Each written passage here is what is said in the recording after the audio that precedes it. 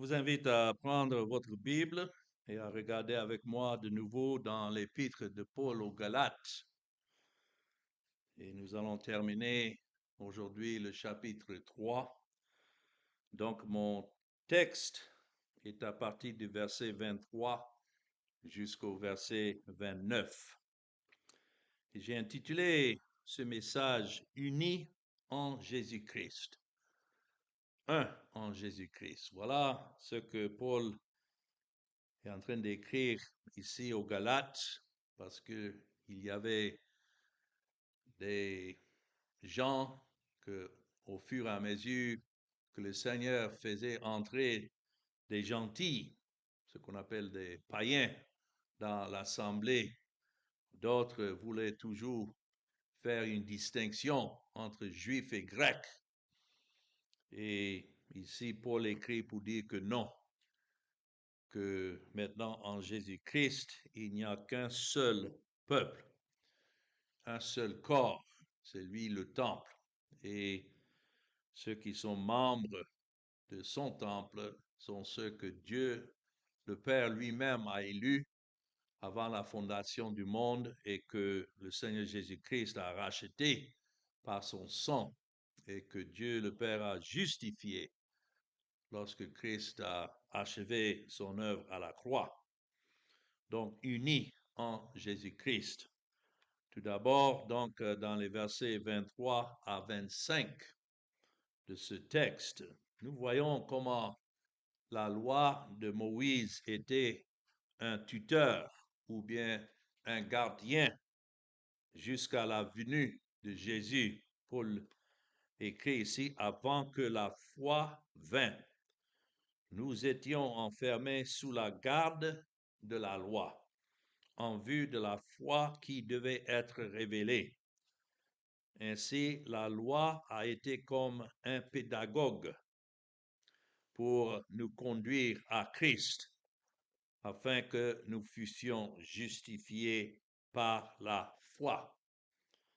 Alors, il y a des termes qu'il nous faut comprendre ici, surtout en ce qui concerne ce mot, la foi.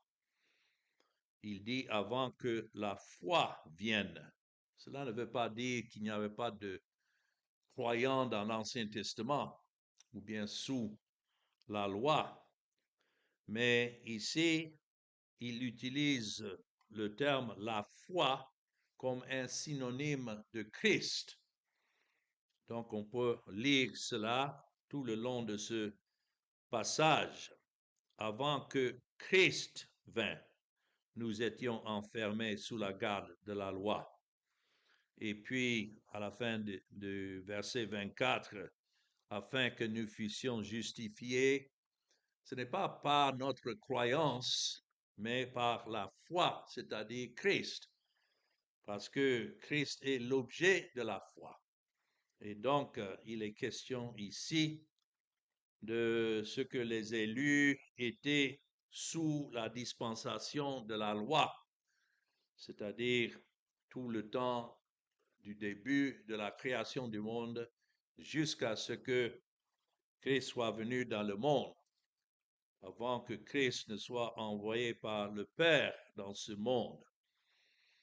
Nous, c'est-à-dire les élus de Dieu, Paul est en train de s'inclure parmi les élus de Dieu, quoiqu'il n'était pas lui-même né dans la période qu'on appelle l'Ancien Testament, mais il faut dire que jusqu'à ce que Christ ait accompli son œuvre à la croix, tous ceux qui vivaient étaient encore sous la loi, même au temps de Christ.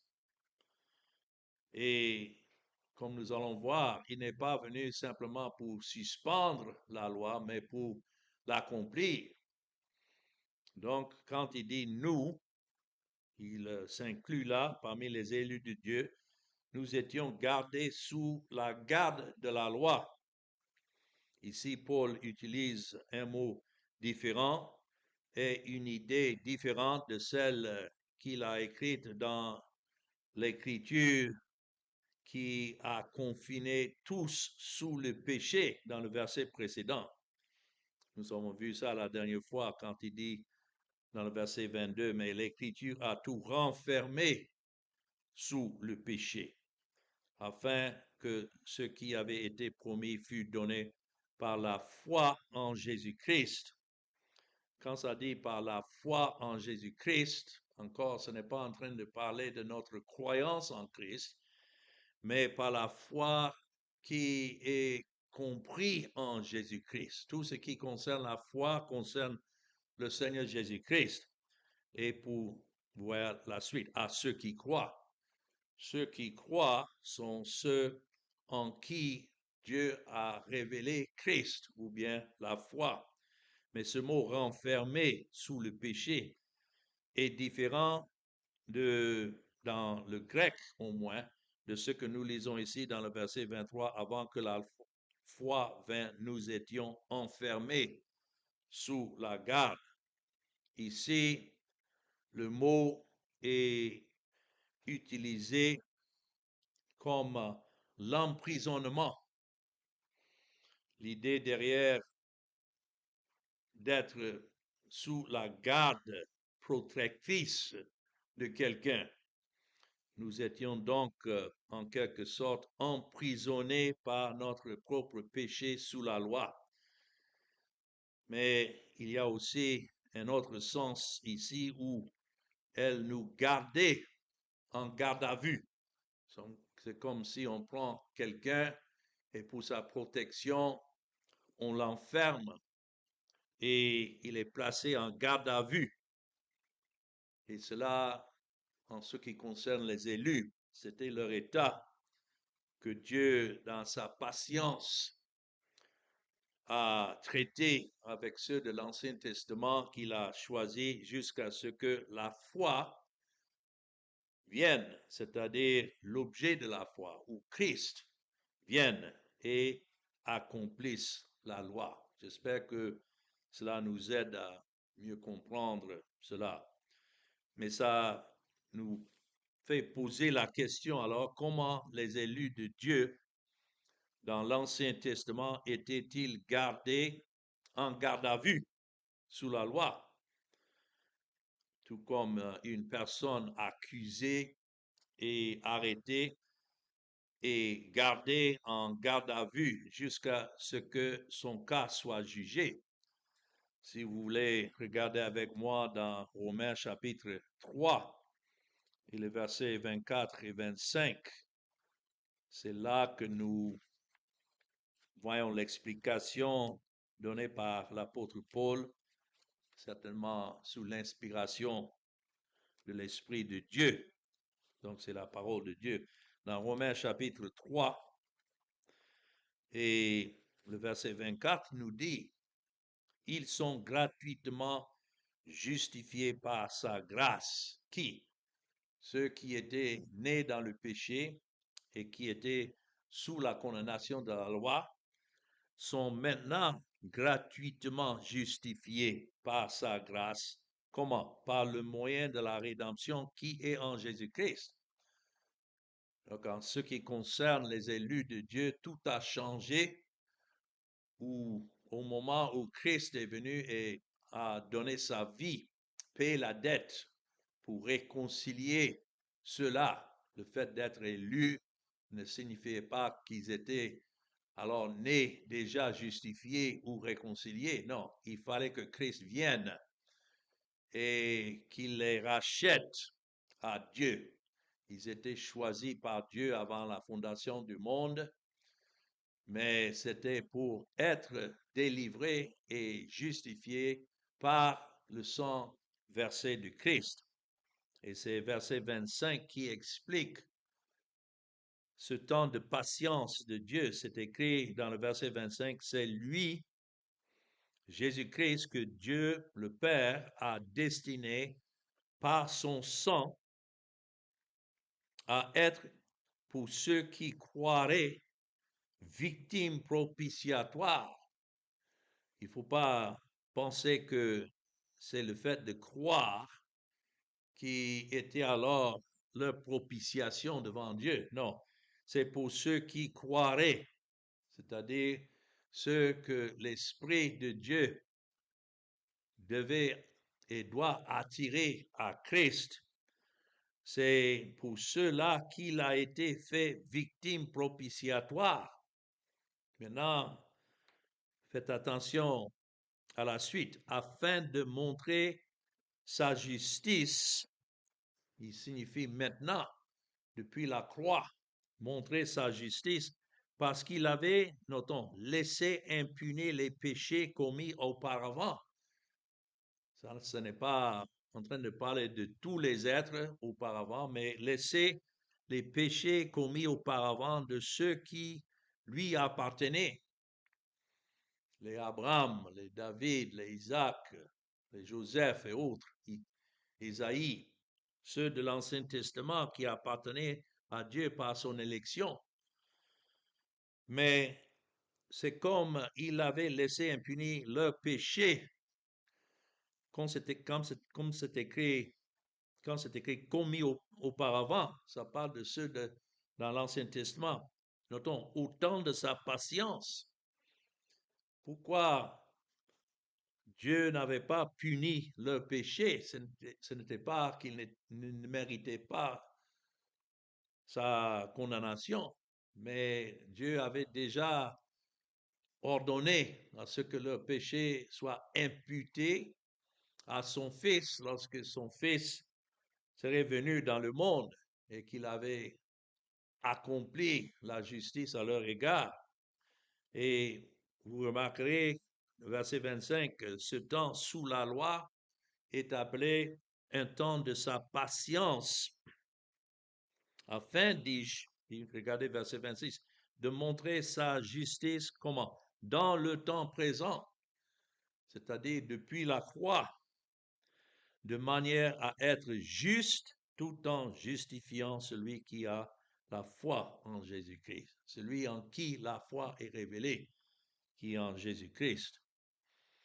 Alors ça, c'est le sens que Paul ici est en train de donner, revenant dans Galates chapitre 3, dans ces versets 23 à 25. Ceux de l'Ancien Testament étaient gardés pour la foi qui serait révélée par la suite. C'est ça qu'il dit là, la foi étant venue. Le verset 25. Nous ne sommes plus sous ce pédagogue, c'est-à-dire sous la loi. La foi étant venue.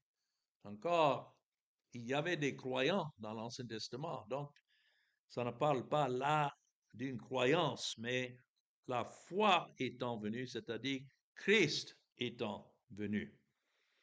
Et jusque-là, le verset 24 nous dit, la loi a été comme un pédagogue pour nous conduire à Christ, ou bien comme dans le grec le dit, jusqu'à Christ, jusqu'à ce que Christ soit venu. Cette loi était là comme un pédagogue, afin que nous fussions justifiés par la foi, ou bien encore par Christ.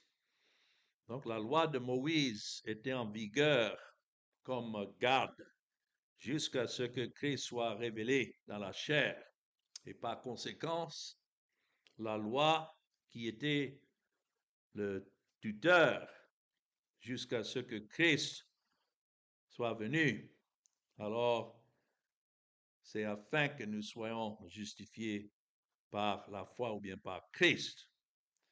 Je peux dire que le but de la loi de Moïse était triple. Premièrement, pour révéler l'absolue sainteté de Dieu. Ça, nous voyons lorsque nous retournons et nous lisons l'Ancien Testament, nous lisons ce que dit la loi. C'était donné pour révéler l'absolue sainteté de Dieu. Mais deuxièmement, nous pouvons dire que la loi a été révélée pour démontrer l'absolue dépravation de l'homme. Plus la loi brille, plus nous voyons le péché de l'homme. La loi n'a jamais été donnée comme moyen de salut. Ceux qui pensent cela se trompent. Non, ça a été donné pour révéler l'absolue sainteté de Dieu et deuxièmement, révéler l'absolue dépravation de l'homme et l'incapacité de qui que ce soit à répondre à la sainteté et à la justice de Dieu. Tant que cette loi était en vigueur, même pour les élus, il n'y avait pas d'espérance de salut. Mais voilà le troisième but de la loi, c'était surtout pour révéler la personne du Seigneur Jésus. C'est pourquoi nous pouvons retourner dans l'Ancien Testament et tous les passages de l'Ancien Testament et voir dans chaque partie la révélation de Christ. L'homme ne pouvait pas l'accomplir, mais c'est pourquoi Christ est venu. Et la loi donc le révèle comme le seul, l'unique par qui les pécheurs pouvaient être et ont été justifiés devant Dieu. Notre Seigneur Jésus a donc déclaré qu'il était seul l'accomplissement de la loi et que les pécheurs devaient chercher en dehors de leur observance de la loi une justice différente que celle des scribes et des pharisiens. Revenons en arrière dans Matthieu chapitre 5 et vous allez voir là comment le Seigneur Jésus a souligné cette vérité. Matthieu chapitre 5, et on pouvait lire tout ce passage si on avait le temps du verset 17 jusqu'au verset 48. Mais je voudrais souligner surtout le verset 17 pour commencer. C'est écrit, Matthieu 5, ne croyez pas que je sois venu pour abolir la loi. Les pharisiens, les scribes l'accusaient de cela parce qu'ils ne se soumettaient pas à leur règlement de la loi, leur interprétation de la loi. Mais il dit, ne croyez pas que je sois venu pour abolir la loi ou les prophètes. Je suis venu non pour abolir, mais pour accomplir. Et c'est pourquoi il dit, là dans le verset 18, car je vous le dis en vérité, tant que le ciel et la terre ne passeront point, il ne disparaîtra pas de la loi un seul iota. C'est une marque qu'on voit dans la langue hébreu pour distinguer un mot d'un autre ou bien un sens d'un autre, mais pas un seul iota ou un seul trait de lettre jusqu'à ce que tout soit arrivé. Il n'y avait aucune partie de la loi qui pouvait être minimisée ou bien mise de côté.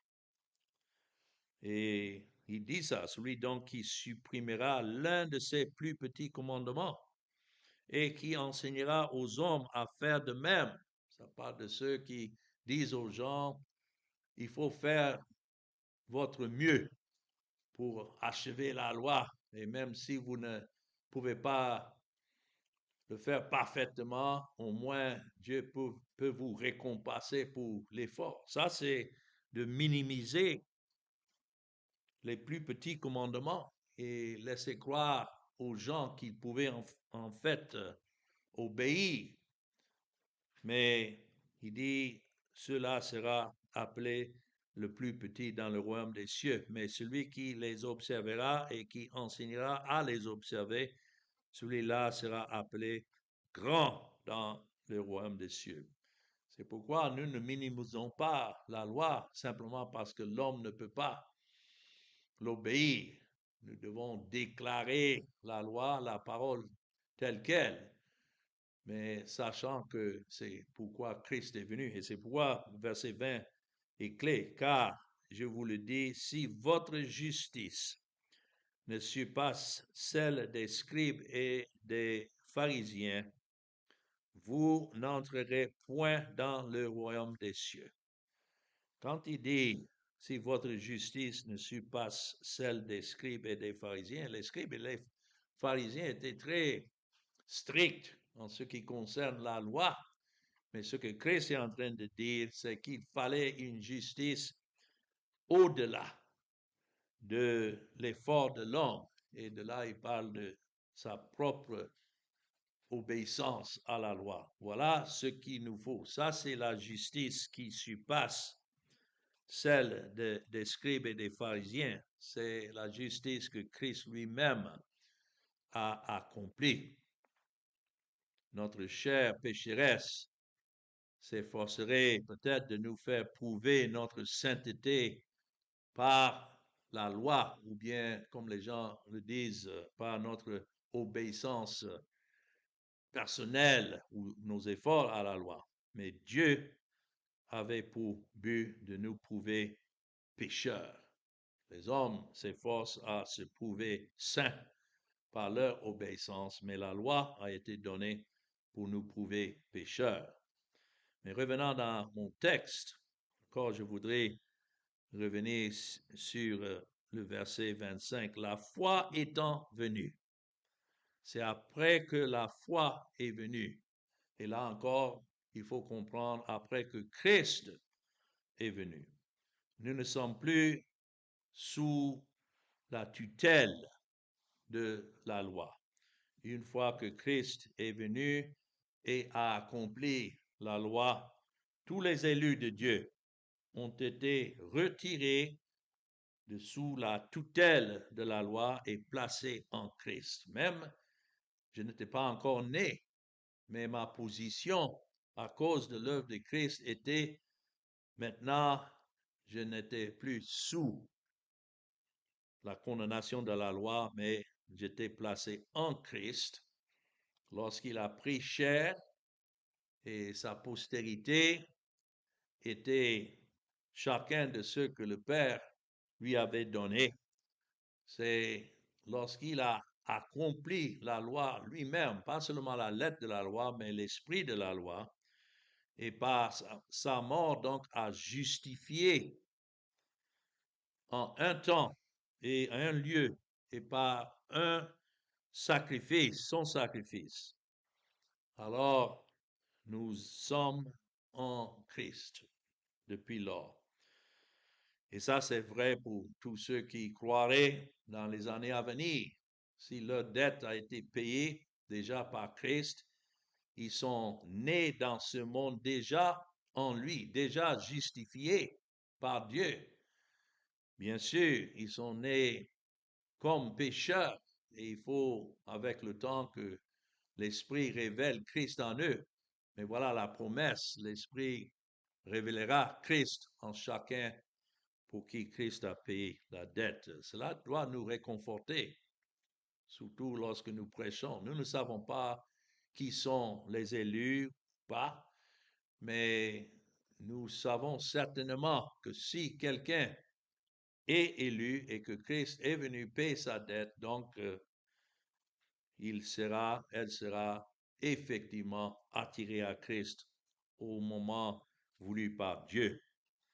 Nous regardons en arrière la loi par rapport à Dieu et à sa sainteté et à sa justice, mais nous n'y sommes plus ni pour le salut, ni comme règle de vie maintenant. Il y a des gens qui veulent nous faire croire que, bien sûr, nous ne sommes pas justifiés par la loi, mais la loi est toujours là comme règle de vie. Non, nous sommes sous le Seigneur Jésus, qui est notre observateur de la loi. C'est lui qui l'a observé. Donc, nous sommes sous Christ, qui est notre vie et notre règle de vie. Ici, dans notre traduction, quand ça parle d'un pédagogue, il y a une explication là à donner aussi. Ce mot ne donne pas précisément l'idée dans la traduction comme dans le grec ancien. Le pédagogue ne se contentait pas d'enseigner à un enfant comme on imagine un enfant va à l'école et le maître l'enseigne et puis là il retourne maintenant à la maison. C'est comme il y a une partie de la vie de l'enfant qui est sous la tutelle du pédagogue et puis l'autre partie il est chez lui à la maison. Mais ici, l'idée de pédagogue, c'est que la loi était comme le gardien de l'enfant pour toujours. surveillant l'enfant et son comportement. L'idée est plus celle d'une nounou que celle d'un enseignant, mais comme le tuteur pouvait discipliner l'enfant, le tuteur était aussi le doyen de la discipline. Ça, c'est dans la culture à l'époque où souvent les parents mettaient les enfants sous la tutelle des gardiens. Le gardien n'était pas simplement un enseignant, mais c'était souvent un esclave dont la tâche spéciale était de veiller sur un enfant et il exerçait une supervision générale sur les activités de l'enfant et c'était sa responsabilité de le présenter à l'enseignant qui lui donnerait l'instruction qui convenait à sa condition. Donc tout cela est une manière d'expliquer ce que c'était d'être sous la tutelle de la loi. Mais dans ces cultures, lorsque l'enfant a grandi, il ne se débarrasse pas de la discipline et des leçons qu'il a apprises du tuteur, mais il ne vit plus non plus sous la tutelle du tuteur. Alors, nous pouvons dire que c'était notre relation à la loi de Dieu. Nous apprenons d'elle. Nous pouvons retourner et lire dans l'Ancien Testament et comprendre comment la loi nous guide. Certainement, c'est la parole de Dieu. Et nous nous souvenons de ces leçons, mais nous ne vivons pas sous la loi. Quand c'est écrit, nous sommes comme les enfants qui ont grandi, maturés maintenant en Christ. Et donc, nous ne sommes plus sous la loi, mais nous sommes sous la tutelle de Christ maintenant, si vous voulez. Maintenant, dans les versets 26 et 27, voyons un deuxième point important. Et tout cela, nous sommes en train d'aller vers la conclusion d'être unis en Christ. Et ici, dans les versets 26 et 27, nous voyons que c'est par la foi, c'est-à-dire par la révélation de Christ, que nous trouvons notre identité avec Jésus-Christ. C'est écrit dans le verset 26, car vous êtes tous fils de Dieu par la foi en Jésus-Christ. Nous ne sommes plus sous ce pédagogue mentionné dans le verset 25, parce que Christ étant venu, c'est lui qui est venu chercher pour lui les enfants de Dieu, maintenant en tant que médiateur devant le Père. Et donc, dans le verset 26, vous êtes donc tous fils de Dieu par la foi en Jésus-Christ. Encore, quand c'est écrit par la foi en Jésus-Christ, c'est la foi qui est résumée entièrement en Jésus-Christ. Dans le texte grec, il y a cet article défini, le, ou bien la foi. Ça, c'est important à souligner.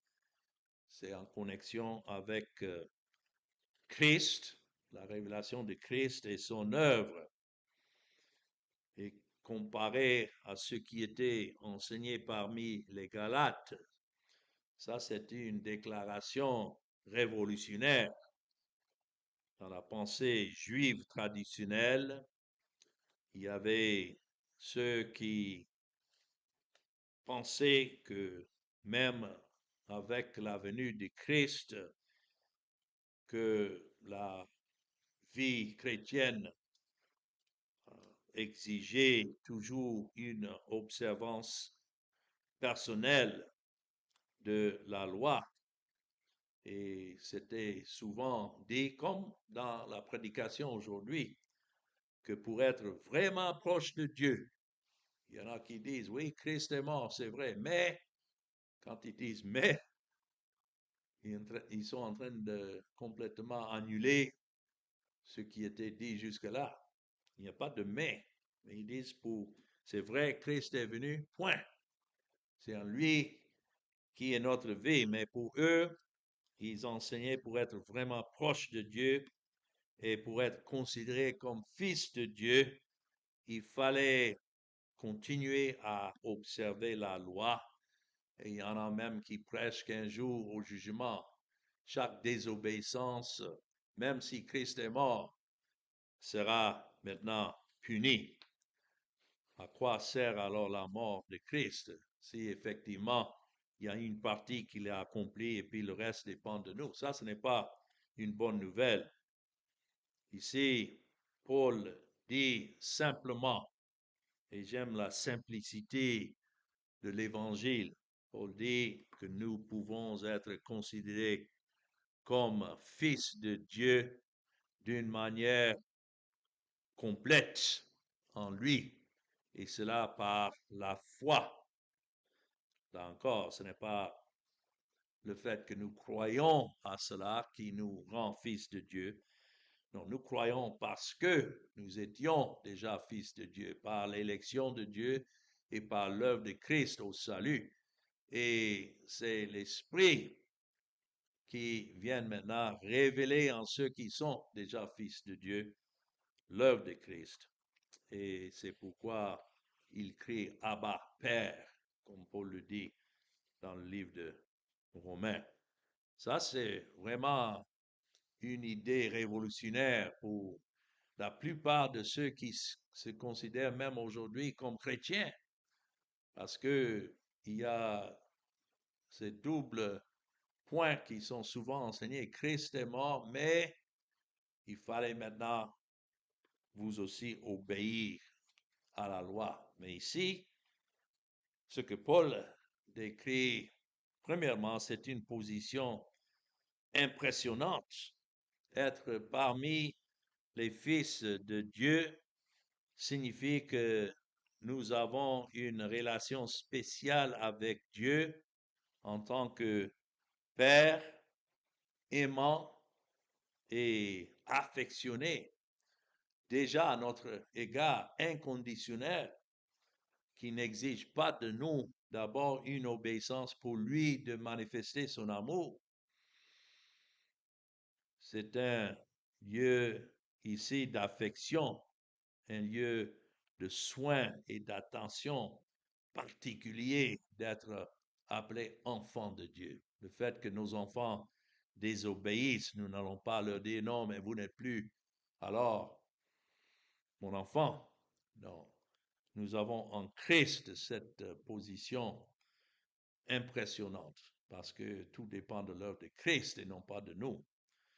Mais aussi, non seulement la position, mais la méthode est impressionnante. Devenir fils de Dieu, comment? C'est écrit par la foi en Jésus-Christ. Et là encore, par Christ. Vous pouvez remplacer le mot foi là par le mot Christ, c'est-à-dire la foi qui est résumée ou révélée en Christ. Et cela signifie plus que croire qu'il existe ou simplement croire qu'il a accompli certaines choses à notre égard. Non, c'est l'avoir révélé en nous par son esprit et être vivant en lui et son œuvre accomplie. Voilà ce que c'est d'avoir la foi en Christ. Et Paul continue dans le verset 27, vous tous, c'est ici que nous commençons à voir l'unité qui est en Christ, l'union qui est en Christ, être un en Christ. Vous tous, c'est écrit, vous êtes tous fils de Dieu par la foi en Jésus-Christ, et vous tous qui avez été baptisés en Christ, vous avez revêtu Christ. Là encore, nous devons sonder ce mot baptisé en Christ. Il ne s'agit pas ici du baptême d'eau. Ce n'est pas dans l'eau que quelqu'un revêt Christ. Paul illustre ici ce que signifie avoir cette foi en Jésus-Christ. il ne dit pas que nous avons été baptisés dans l'eau, mais baptisés en Christ, n'est-ce pas? C'est ça qui est écrit là. Vous avez été baptisés en Christ. Alors, tout comme dans le baptême d'eau d'une personne qui est immergée dans l'eau, et ça c'est la signification de ce mot baptisé, immergé, mais ici il s'agit d'être immergé en Christ, c'est-à-dire son baptême, sa mort est appelée un baptême de feu, une immersion de feu. Et lorsque donc Christ est mort, ceux qui sont élus de Dieu étaient en même temps baptisés ou bien immergés dans sa mort. Ça, c'est clair dans Romains chapitre 6, si vous voulez regarder là, Romains chapitre 6. Je sais que souvent les gens traduisent ces versets dans le sens du baptême d'eau, mais si vous prêtez attention, vous allez voir qu'il ne s'agit pas de baptême d'eau, même ici, mais de la mort de Christ. Lisons dans Romains 6, verset 1. Que dirons-nous donc? Demeurons-nous dans le péché afin que la grâce abonde? Loin de là, notons, nous qui sommes morts au péché, comment vivrions-nous encore dans le péché? Comment est-ce que ceux qui sont fils de Dieu sont morts au péché? C'est lorsque Christ est mort. Il est mort pour le péché. Et donc le péché n'a plus de réclame sur eux. Notons verset 3. Ignorez-vous que nous tous qui avons été baptisés, ça ne dit pas dans l'eau, mais c'est le même terme ici. Vous tous, nous tous qui avons été baptisés en Jésus-Christ. Quand est-ce que ceux qui sont fils de Dieu ont été baptisés en Jésus-Christ? Nous allons voir, ça continue. C'est dans sa mort. C'est en sa mort que nous avons été baptisés. C'est clair, n'est-ce pas? Même chose ici quand Paul dit, vous tous qui avez été baptisés en Christ, c'est-à-dire dans sa mort, vous avez revêtu Christ. C'est là que la justice de Christ vous a été imputée. Et c'est votre vêtement. Ça continue. Nous avons donc été ensevelis avec lui, non seulement morts avec lui dans sa mort, mais par le baptême en sa mort. C'est clair, ça ne dit pas baptême dans l'eau, mais baptême en sa mort, afin que comme Christ est ressuscité des morts par la gloire du Père, de même nous aussi, nous marchions en nouveauté de vie. La nouvelle vie dans laquelle nous marchons, c'est de ne plus être sous la loi et ses règlements et sa condamnation, mais en Christ qui est maintenant la vie.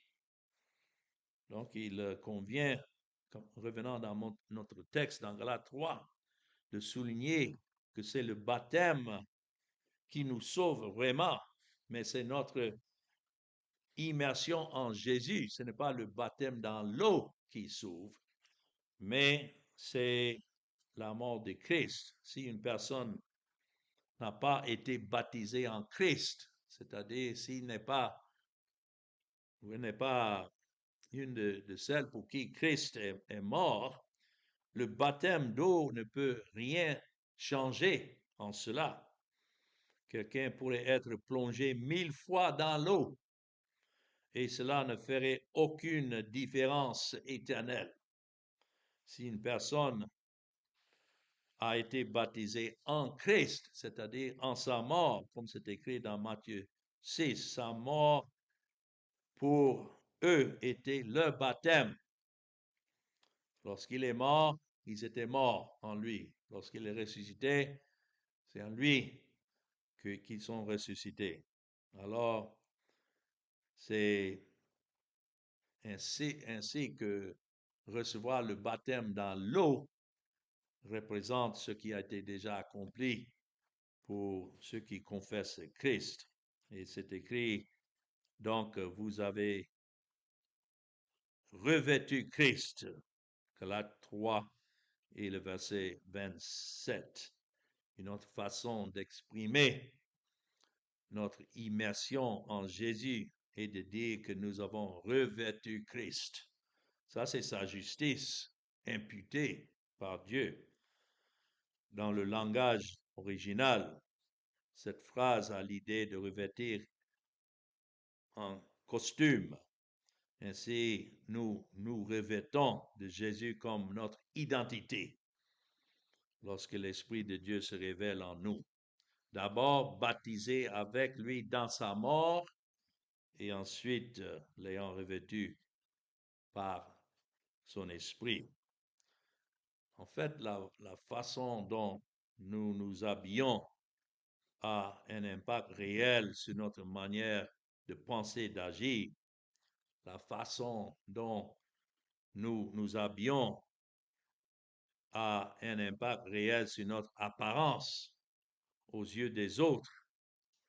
Et nous ne nous habillons pas comme des mendiants dans des chiffons sales et déchirés de nos efforts à obéir la loi. Isaïe a déjà dit que toute notre justice n'est qu'un vêtement souillé. Ça, c'est en Isaïe 64, verset 6. Donc, notre tenue appropriée pour chaque jour est quoi? Christ. Et les gens autour de nous doivent savoir que nous ne sommes plus sous la condamnation. Nous ne nous revêtons plus de ces chiffons déchirés et sales de notre obéissance de la loi, mais de Christ. Et nous avons cette conscience d'être toujours parés de Jésus. Oh, quelle joie! Alors, dans les versets 28 et 29, pour conclure, notre égalité donc, parce que ce que je viens de décrire s'applique à chacun des élus de Dieu. C'est écrit, il n'y a, verset 28, plus ni juif ni grec, il n'y a plus ni esclave ni libre, il n'y a plus ni homme ni femme, car tous vous êtes quoi? Un en Jésus-Christ. Ça, c'est le titre. Un en Jésus-Christ. Unis en Jésus-Christ. Et si vous êtes à Christ, vous êtes donc la postérité d'Abraham, héritier selon la promesse.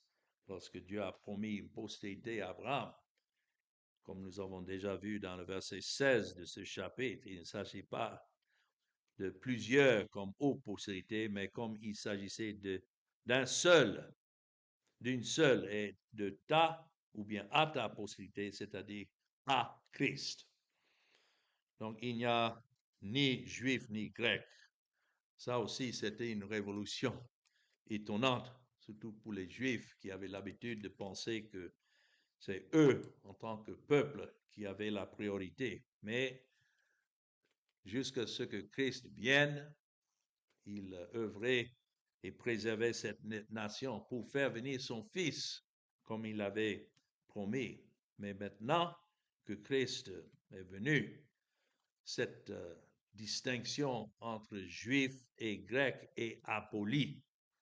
Lorsque nous sommes en Jésus, il n'y a ni juif ni grec. Cela ne veut pas dire que nous perdons notre identité en tant que race.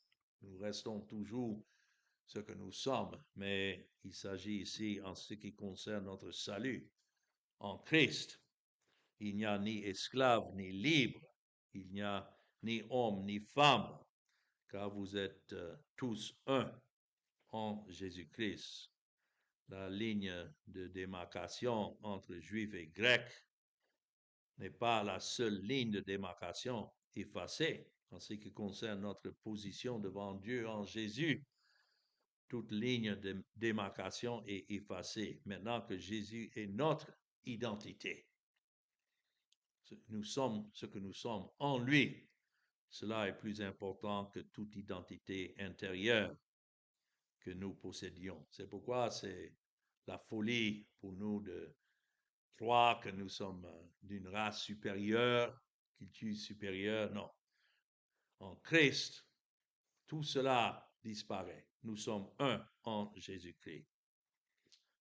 Et malheureusement, il y a certains qui essayent de tracer toujours des lignes séparées et ils tracent des lignes entre leurs dénominations, certains tracent des lignes entre les races, certains tracent des lignes entre les nations, certains tracent des lignes entre les partis politiques et certains tracent des lignes entre différentes classes d'hommes.